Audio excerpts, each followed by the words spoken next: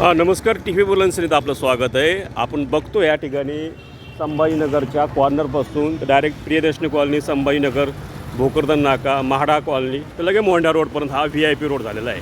पण हा रोड झाल्यानंतरसुद्धा जालना लोकसभेचे नेते बुलंदशनीचे पक्षातून संतोष कुलकर्णी यांनी महानगरपालिकेकडे, आयुक्ताकडे आणि संबंधित पालकमंत्र्यांनी मागणी केल्यानंतर हा रोड झालेला आहे. पण मात्र ह्या रोडवरती परिस्थिती अशी आहे की ह्या रोडवर प्रचंड अनेक ठिकाणी अतिक्रमण झालेले आहेत. याशिवाय या रोडवर गतिरोधक नाही. गतिरोधक नसल्यामुळे संभाजीनगर येणाऱ्या गाड्या आहेत, संध्याकाळी ट्रॅफिक होते. या ठिकाणी सिग्नलची गरज आहे. त्याकरता पोलीस SP जे आहेत त्यांनी लक्ष घालावं आणि त्यासमोर ट्रॅफिकला आदेश द्यावेत. आणि याशिवाय आयुक्तांनी अर्थात कलेक्टरने यांनी लक्ष घालून या रोडची पाहणी करावी आणि या ठिकाणी तात्काळ गतिरोधक बसणी द्यावी.